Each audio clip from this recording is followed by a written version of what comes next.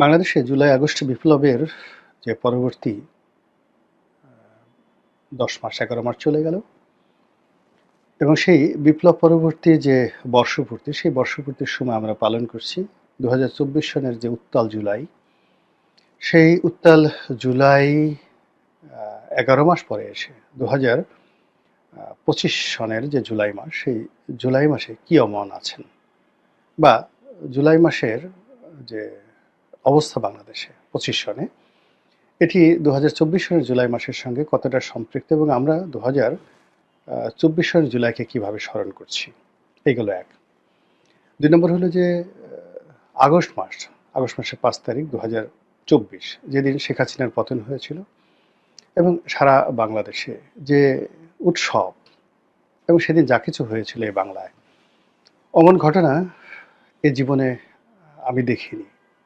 এমনকি যাকে বলা হয় যে ১৬ই ডিসেম্বর ঢাকা রাজপথে কী ধরনের পরিবেশ ছিল, পরিস্থিতি ছিল, ওটা আমার জানা নেই। যারা প্রত্যক্ষদর্শী তারা বলতে পারবেন। কিন্তু আমি যেটা ২০২৪ সনের আগস্ট মাসের বিকালবেলা দেখেছি, ৬ আগস্ট দেখেছি, এই দৃশ্য আমি যতদিনই বাংলাদেশে বাঁচব ততদিন আমি ভুলতে পারবো না। এখন সেই যে আনন্দ, সেই যে উল্লাস, ২০২৪ সনের ৫ তারিখে আমি যখন সকালবেলা বাসা থেকে বের হলাম, একটা অনিশ্চিত ভবিষ্যৎ, মুষলধারে বৃষ্টি হচ্ছে ঢাকাতে, পুরো ঢাকা শহরে কারফিউ, তার মধ্যে সকাল ৯টায় আমি বাসা থেকে বেরোলাম একটা রিকশায় করে, আপাতমস্তক সারা শরীর ভিজে চুপচুপ হয়ে গেলাম। তারপর মিলিটারির সামনে পড়লাম, পুলিশের সামনে পড়লাম, একেবারে গুলি করে দিবে এরকম একটা অবস্থা। এবং আমি আমার যেটা পরিচিতি আছে বা ফেজ আছে, ওটা প্রদর্শন করার সময় আমি পাচ্ছিলাম না। এর কারণ হলো আমি যে রিকশাতে ছিলাম, রিকশার হুড টানা ছিল, সামনের পর্দা ছিল। দ্বিতীয়ত এত বৃষ্টি হচ্ছিল, মুষলধারে বৃষ্টি হচ্ছিল যে ঠিক ৪-৫ হাত দূরের মানুষকেও কিন্তু চেনা যাচ্ছিল না। তো কাজেই সেই কারফিউ ভঙ্গ করে আমার রিকশাটি যে চলছিল এবং সেটাকে উপলক্ষ করে থামানোর জন্য বা সেটাকে ধরাশায়ী করার জন্য যেভাবে বন্দুকের নল উঠানো হচ্ছিল এবং যেভাবে বন্দুকধারীরা গালাগাল করছিল, ওই দৃশ্য আমি কখনো ভুলব না। আমার ভয় ছিল না, আতঙ্ক ছিল না, কিন্তু আমি এটা দেখেছিলাম যেটা আমার জন্মের পরে এই বাংলাদেশে আমি কখনো দেখিনি। তো সেই রকম ঝুঁকি নিয়ে আমার বাসা থেকে আমার অফিস পর্যন্ত প্রায় ৩ ঘন্টা এদিক ওদিক বিভিন্ন গলি উপগলি ঘুরে তারপরে যখন আমি আমার অফিসে এলাম তখন দুপুর ১২টা। তো দুপুর ১২টা, এরপরে শেখ হাসিনার পতন হলো। আমি অফিসে বসে কাজ করলাম, ভিডিও বানালাম। ওই দিনের অনেকগুলো ভিডিও আছে। তারপরে রাত্রি ১০টা ১০:৩০টার সময় আমি বের হলাম আমার অফিস থেকে। গাড়ি ছিল না, একেবারে একাকী। রাস্তায় মানুষ উচ্ছ্বাস। আমার মনে হলো যে ইস! কেন আমি দুপুর ২টোর সময় বেরোলাম না? কেন আমি ৩টার সময় বেরোলাম না? আমি কেন ১০টার সময় বের হলাম? আমাকে যারা চিনতেন, মানে মুহূর্তের ভিতরে সবাই চিনে গেলেন। পুরোটা পথ এই কেউ মাথায় করে নাচছে, কেউ ফুল দিচ্ছে, কেউ গণভবন থেকে আসার সময় জড়িয়ে ধরছে, কেউ একটা চুম্বন দিচ্ছে। মানে একটা অভূতপূর্ব দৃষ্টি। আমার কাছে মনে হলো যে আমি যদি ৩টার সময় ৪টার সময় সেই গণভবনের সামনে থাকতাম, রাজপথে থাকতাম, মানুষের ভালোবাসায় বাঁচতাম কিনা এটা নিয়ে আমার একটা সন্দেহ। আমি মরে যেতাম। এখন আমার কাছে মনে হচ্ছে যে মরে যাওয়াটাও আমার জন্য অনেক শান্তির ছিল। আমি কেন সেই আ বিপদের দিনে বের হলাম কিন্তু সুখের সময় আমি কেন রাস্তায় বের হইনি? আমি আসলে ৬ তারিখও রাস্তায় বের হয়নি, ৫ তারিখও রাস্তায় বের হয়নি, ৮ তারিখও ক্যান্টনমেন্টে যাইনি, বঙ্গভবনেও যাইনি, গণভবনেও যাইনি। কোনো অনুষ্ঠানে যাইনি। আমি আমার মতো করে থেকেছি। এনিওয়ে সেটা ভিন্ন একটা প্রসঙ্গ। এখন যে আনন্দের আ অংশীদার আমি, উচ্ছ্বাসের ভাগীদার আমি, গত ১১টি মাস ধরেই ধীরে, ধীরে আমার সেই উৎসাহ, আনন্দ বিষাদে পরিণত হয়ে গেছে আপনাদের অনেকের মতন করে। আমি যে স্বপ্ন দেখেছিলাম, যে আশা করেছিলাম, আ সেই আশা এবং স্বপ্ন পুরোটাই রিভার্স হয়ে গেছে। সে স্বপ্ন যে শেখ হাসিনার ফ্যাসিবাদের পরিবর্তে একটি নতুন গণতান্ত্রিক বিধি ব্যবস্থা আসবে। এটি আইনশৃঙ্খলার অবনতির পরিবর্তে উন্নতি হবে। ছাত্রলীগ থাকবে না, যুবলীগ থাকবে না। তারপর ফ্যাসিবাদ থাকবে না, শুধু গণতন্ত্র থাকবে, মানুষের প্রেম থাকবে, ভালোবাসা থাকবে, হাসি থাকবে, উচ্ছ্বাস থাকবে, ব্যবসা বাণিজ্য সবকিছু থাকবে। এবং আমি ২০১৯ সনে সিদ্ধান্ত নিয়েছিলাম যে শেখ হাসিনার পতনের পর আর সক্রিয় রাজনীতিতে জড়াবো না, অর্থাৎ ইলেকশন এগুলো আর করব না। তো এই বিষয়টা নিয়ে জনাব তারেক রহমান সাহেবের সঙ্গে আমার বেশ খোলামেলা আলোচনা হয়েছে এবং উনি খুব আশ্চর্য হয়ে গেলেন যে, রনি ভাই তাহলে আপনি এলেন কেন? বিএনপিতে আপনি এলেন কেন? আপনি যদি ইলেকশন না করেন, রাজনীতি না করেন, দলীয় কোনো পদবি যদি আপনার না থাকে, প্রয়োজন না হয়, তাহলে আপনি এলেন কেন? আমি বললাম যে, আসলে শেখ হাসিনার পতনের জন্য আমি আপনার এখানে এসেছি। একেবারে খোলামেলা এই কথাটা বিটুইন হি অ্যান্ড মি। এবং এই যে যুগোপযোগীভাবে এই কাজটি আ সফল হলেই আমি সবচেয়ে বড় প্রাপ্তি, এর চেয়ে বড় প্রাপ্তি নেই। তো যার জন্য যখন ৫ তারিখে শেখ হাসিনা চলে গেলেন, তখন আমি আসলে আবেশে একেবারে চোখ বুজে ফেলেছি। আমার আর কিছু দরকার নাই। যদি সবকিছু স্বাভাবিকভাবে চলতো, আ তাহলে আমার হয়তো YouTube করা হতো না। আপনি কখনো আর Facebook এ দেখতেন না। আমি আর লিখতাম না। আমি একেবারে পুরোপুরি অবসর নিয়ে নিতাম। একেবারে অবসর। এর কারণ হলো অবসরে যাওয়ার জন্য যথেষ্ট যাকে বলা হয় আমার কারণ আছে। আমি ৮৬ সন থেকে কন্টিনিউয়াসলি পরিশ্রম করছি। এই যে দেখেন আমি কথা বলছি, আমার গলাটা কিন্তু আজকে প্রায় ১৫ দিন যাবৎ আমি অসুস্থ। ভীষণ রকম অসুস্থ। তো এই অসুস্থের মধ্যে একটু গরম পানি খাই, পা ভিজিয়ে রাখি গরম পানিতে, গলাটা একটু ভালো হয়, তারপরে কথা বলি। এমনকি একটা পত্রিকাও ঠিকমতো পড়তে পারছি না, খাইতে পারছি না, ঘুমাতে পারছি না। সব মিলিয়ে পুরো শরীরের মানে বাইরে দেখে বোঝার উপায় নাই, কিন্তু শরীর আর পরিশ্রম নিতে পারছে না। তো কাজেই আমার আসলে রিটায়ারমেন্ট দরকার। আমার ছেলেমেয়েরাও বড় হয়ে গেছে। আমি বিয়ে করেছি 1986 এ। আমার বড় ছেলেটি আ ১৯৯৪ সনে আ এই পৃথিবীতে এসেছে। মেয়ে, ছেলে তাদের বিয়ে হয়ে গেছে। ছোট ছেলে তারাও মানে সবাই established। এখানে আ একটা মানুষের কাজ করা, পরিশ্রম করা এখন আসলে আল্লাহ বিল্লাহ করা ছাড়া আমার আসলে তেমন কোনো কাজ নেই। তো সব যদি স্বাভাবিক থাকতো তাহলে যেভাবে রাজনীতি না করার ব্যাপারে সিদ্ধান্ত নিয়েছিলাম, ওভাবে জীবনের অন্যান্য যে কর্মকাণ্ডগুলো, টকশোতে যাওয়া অনেক কষ্টকর ব্যাপার। প্রতি রাত্রে সেই আপনি টেলিভিশনের গাড়িতে করে, নিজের গাড়িতে করে ১২টা ১টা পর্যন্ত সেই টেলিভিশন স্টেশনে গিয়ে বসে থাকেন, আসেন। আসার পর ঘুমাতে ২টো ২.৫টা বেজে যায়। আর আমি এমনি রাত ৩:৩০টার সময় আমি ঘুম থেকে উঠি। তো আপনি যদি রাত ২টোর সময় বিছানায় যান এবং অলমোস্ট মাসের মধ্যে তো ১৫ দিনই এই অবস্থা হয়। টকশো থাকে। মাসে গড়ে ২০ থেকে ২৫ টি টকশো থাকে। এর মধ্যে কোনো টেলিভিশন রাত ১০টা, কোনো রাত ১২টা। বাসায় এসে খাওয়া-দাওয়া করে ঘুমাতে ১২টা, ১টা, ১:৩০ এরকম বেজে যায়। তো এভাবে আসলে একটা শরীর নিতে পারে না। তো আমি এই কাজগুলো করতাম না। কি দরকার? গ্রামের একটা মধ্যবিত্ত পরিবার থেকে এসেছি। আ এই ক্ষুদ্র জীবনে আল্লাহ রাব্বুল আলামিন আমাকে যতটুকু দিয়েছেন আলহামদুলিল্লাহ। এরপরে আমার আর চাওয়ার কিছুই নেই। এখন পর্যন্ত চাওয়ার কিছু নেই। কিন্তু এই যে হতাশার কারণে, অবস্থার কারণে দেখা যাচ্ছে যে আবার কথা বলতে হচ্ছে, আবার সেই আগের মতোই ঝুঁকি নিতে হচ্ছে। আবার যারা ক্ষমতাধর লোকজন তাদের সঙ্গে রেষারেষিতে যেতে হচ্ছে, তাদের সঙ্গে ধাক্কাধাক্কিতে যেতে হচ্ছে। এ জীবন আর আসলে টানা যাচ্ছে না। তো সেই দিক থেকে এই যে গত ১০ মাস, এই ১০ মাসে অন্য সবার মতো আমিও মারাত্মকভাবে ক্ষতিগ্রস্ত হয়ে গেছি। এই কারণ হলো যে আমি তো সেই ২০১৩-১২ সন থেকেই সেই যখন সংসদ সদস্য ছিলাম তখন থেকে উল্টো স্রোতে আমি নৌকা বাইছি। ক্ষমতাধরদের সবার সঙ্গে টক্কর লাগিয়েছি এবং সেভাবেই চলছে এখনো পর্যন্ত।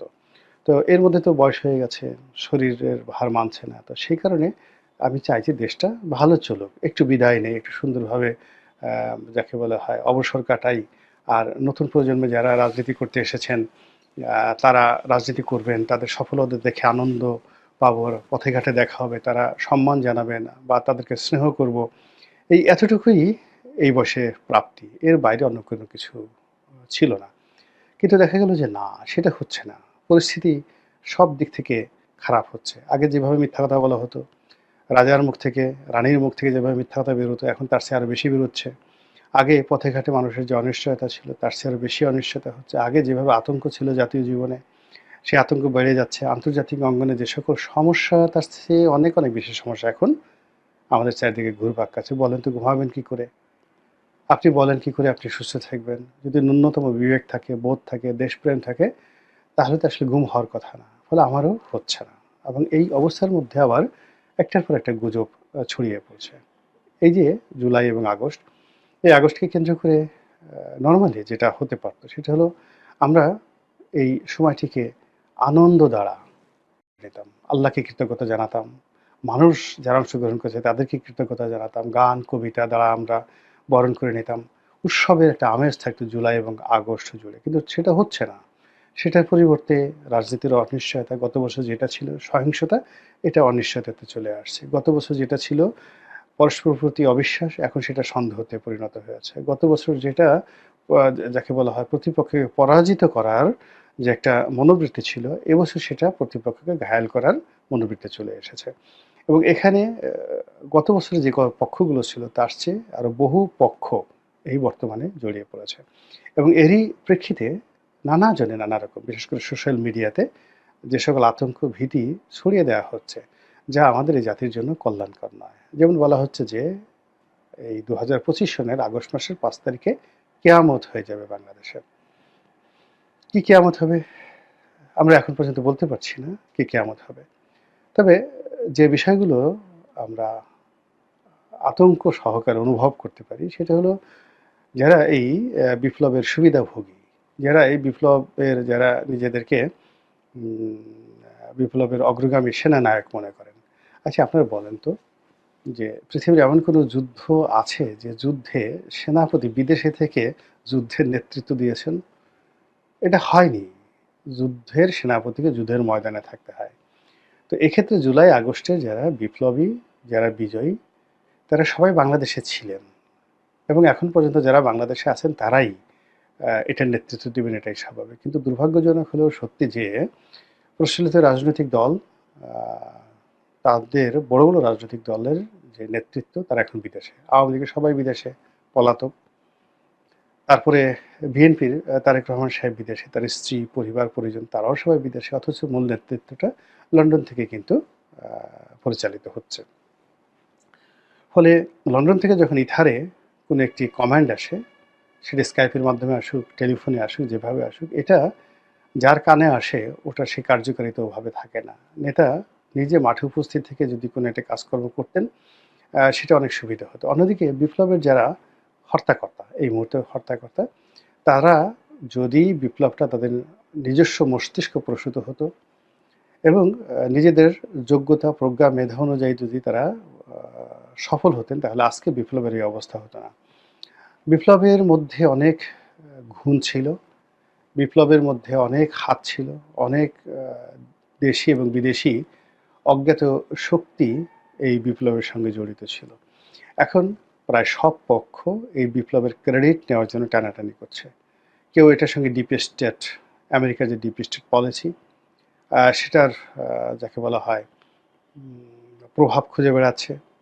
কেউ এটার সঙ্গে সিআইএ এর প্রভাব খুঁজে বেড়াচ্ছে, কেউ এটার সঙ্গে রয়ের প্রভাব খুঁজে বেড়াচ্ছে, কেউ মোসাদের প্রভাব খুঁজে বেড়াচ্ছে, কেউ চীনের প্রভাব খুঁজে বেড়াচ্ছে, কেউ ইউটিউবার যারা বিদেশে বসে ইউটিউব করে তাদের প্রভাব খুঁজে বেড়াচ্ছে। কেউ বলছে যে না, আমি তো ফেসবুকের মাধ্যমে বিপ্লব ঘটিয়ে দিয়েছি। কেউ বলছে আমরা ইউটিউবের মধ্যে সব ঘটিয়ে দিয়েছি, আমি যদি ইউটিউবের কথা না বলতাম এটা কি হতো। কেউ হয়তো বলছেন যে I am the first man, যে এই ফেসবুকের যে প্রোফাইল এটা আমি লাল করে দিয়েছি এবং এই লাল করে দেওয়ার কারণেই যে বিপ্লবটা শুরু হয়েছে, রক্তাক্ত বিপ্লবটা শুরু হয়েছে। আমি যদি লাল না করতাম এটা হতো।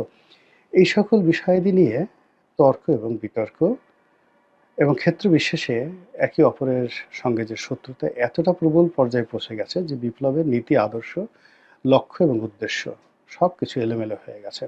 এবং তারই প্রেক্ষিতে সেই 2024 সনে যে করণীয়গুলো ছিল বিপ্লবীদের, সেই করণীয়গুলো তারা করতে পারেনি। যেহেতু কোনোটাই স্বয়ংসম্পূর্ণ ছিল না। কেউ বুদ্ধি দিয়েছেন একজনে, কাজ করেছেন একজনে, টাকা দিয়েছেন একজনে, রসদ দিয়েছেন একজনে, যদি এখানে অন্য কোনো লজিস্টিক সাপোর্ট থাকে সেটা দিয়েছেন একজনে। তো এই সবগুলো একত্র করে একটা পলিসি নেওয়ার মতো পরিবেশ পরিস্থিতি 2024 সনের মধ্যে হয়নি। 2025 সনে এসে দেখা গেল যে অনেক ভুল হয়ে গেছে, কিন্তু সেই ভুলগুলো শুধরানোর মতো পরিবেশ পরিস্থিতি হলো না।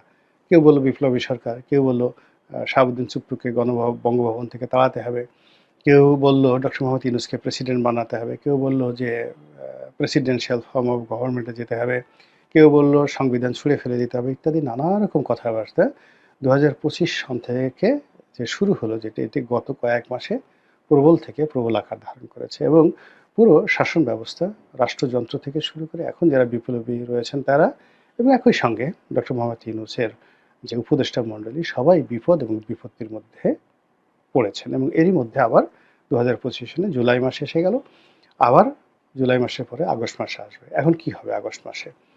যারা বিপ্লবের বিভিন্ন সময় কণ্ঠ দিয়েছেন বিপ্লবে, যারা বিপ্লবে বিভিন্ন সময় বাণী দিয়েছেন এবং দূর দেশ থেকে যারা বিপ্লবে প্রেরণা দিয়েছেন, তারা এই সময়ের মধ্যে বলতে চাচ্ছেন যে আগস্ট মাসের ৫ তারিখে তারা এমন কিছু ঘটাবেন যেটা বাংলাদেশ কল্পনাও করতে পারে না, বা আওয়ামী লীগ স্বপ্নেও কল্পনা করতে পারে না। তা আমরা আসলেই কল্পনা করতে চাই না। আমরা যেইগুলো ভাবতে পারি সেটা হলো যে অতীতে আমরা দেখেছি ৩২ নম্বর ভাঙা হয়েছে। অতীতে আমরা দেখেছি সুধা সদন ভাঙা হয়েছে, অনেক মব তৈরি করা হয়েছে। এখন সেই ক্ষেত্রে তারা অতীতে বঙ্গভবন দখল করার চেষ্টা করেছে। শাহাবুদ্দিন চুপ্পুকে সেখান থেকে বের করার চেষ্টা করেছে। কিন্তু এটা বিএনপি এবং সেনাবাহিনীর অ্যাক্টিভ পার্টিসিপেশনের কারণে এটা হয়নি। এখন আগস্ট মাসের ৫ তারিখকে টার্গেট করে যদি আবার শাহাবুদ্দিন চুপ্পু সাহেবকে সরিয়ে দেওয়ার চেষ্টা করা হয়, এটা একটা হতে পারে। আবার দেখা গেল যে একটা বিপ্লবী সরকার যেভাবে দেশের কিছু যাকে বলা হয় বিপ্লবের পক্ষের বুদ্ধিজীবী, তারা বিপ্লবী সরকারের যে বুদ্ধি দিচ্ছে সেই বুদ্ধিতে দীপ্ত হয়ে বা উদ্দীপ্ত হয়ে যদি ডক্টর মোহাম্মদ ইউনূস উনি তার দলবল সহকারে শহীদ মিনারে যান, সেখানে একটি বিপ্লবী সরকারের জন্য তিনি শপথ গ্রহণ করেন এবং সেখানে নতুন জাতীয় সঙ্গীত পাঠ করা হয়, নতুন সংবিধান ঘোষণাপত্র সেখানে দেওয়া হয়, বা জুলাই আগস্ট চার্টারের যে কথা বলা হচ্ছে সেইগুলো হয়। এই জিনিসগুলো হতে পারে, এই জিনিসগুলো হতে পারে এবং এইগুলো নিয়ে সরকার চেষ্টা করতে পারে, এটা আমরা কল্পনা করতে পারি। কিন্তু অ্যাজ এ ইন পার্সন যদি ব্যক্তিগতভাবে আমাকে জিজ্ঞাসা করেন একজন সাধারণ নাগরিক হিসেবে, আমার কাছে মনে হচ্ছে যে এর কোনো কিছুই হবে না। এর কোনো কিছুই হবে না। ডক্টর মোহাম্মদ ইউনূসের যে বিখ্যাত ৩-০ থিওরি রয়েছে, ৩-০ যে উপমা বা মতবাদ, যেখান থেকে তিনি বিশ্বকে একেবারে দারিদ্র্যমুক্ত করে ফেলবেন। তো এরকম আমার কাছে মনে হচ্ছে ৫ই আগস্টকে কেন্দ্র করে যে বড় বড় পরিকল্পনা করা হচ্ছে, এই বড় বড় কল্পনাগুলো ৩টি শূন্যতে এসে, জিরোতে এসে এটি যাকে বলা হয় একটা সমীকরণ তৈরি করবে। তো ৩টি ডিম পাশাপাশি রাখলে কেমন দেখায়, একটি ডিমের উপর একটা ডিম রাখলে কেমন দেখায়, খাড়া করে রাখলে কেমন দেখায়, চিৎ করে রাখলে কেমন দেখায়, ওইরকম ৩টি শূন্যর বিভিন্ন অ্যাঙ্গেলে, জ্যামিতিক অ্যাঙ্গেলে তাদের যে অবস্থান, এটি নিয়ে আপনি কল্পনা করতে পারেন। এর বাইরে আমার কাছে মনে হচ্ছে না যে ২০২৫ সালে আগস্ট মাসে ওইরকম অপ্রীতিকর কোনো একটা ঘটনা বাংলাদেশে ঘটতে পারে। আমার তার চেয়ে বরং মনে হয় আমাদের যে প্রচলিত সমস্যা, এইটা দুর্যোগের মাস, এই যে আমি আজকে যে ভিডিওটি করছি, বাংলাদেশের দক্ষিণ অঞ্চলে মুষলধারে বৃষ্টি হচ্ছে, এমনি মানুষের অভাব অভিযোগ, তার মধ্যে এই বৃষ্টিতে কত ঘরবাড়ি, কাঁচা ঘরবাড়ি নষ্ট হয়েছে, মানুষ কাজকর্ম করার জন্য ঘর থেকে বেরোতে পারছে না, ঢাকার আবহাওয়া ভালো না, এর মধ্যে জাতিসংঘের মানবাধিকার কমিশনের একটা অফিস ঢাকাতে দিয়েছে, এটা নিয়ে ভীষণ রকম সমস্যা হচ্ছে। তারপরে মার্কিন যুক্তরাষ্ট্র শুল্ক কমায়নি, তারা ৩৫% শুল্ক আরোপ করেছে বাংলাদেশের যে সকল পণ্য বাংলাদেশ থেকে যাবে, রপ্তানি পণ্য, সেগুলোর উপরে এটা নিয়ে খুব সমস্যার মধ্যে আছে।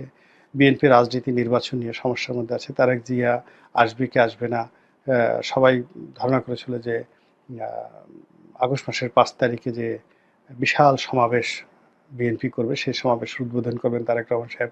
আসলে তিনি আগস্ট মাসের ৫ তারিখে আসবেন কিনা, এটা নিয়ে বিএনপি ভীষণ সমস্যার মধ্যে আছে। এর কারণ হলো বিএনপির নেতাকর্মীরা অশান্ত হয়ে পড়েছেন, তারা নেতাকে দেখতে চাচ্ছেন। তাদেরকে সান্ত্বনা জানানোর জন্য বিএনপির শীর্ষ নেতারা প্রায় সবাই বলছেন তারেক রহমান আসবেন, আসবেন, আসছেন, কিন্তু তিনি এখন পর্যন্ত আসেননি।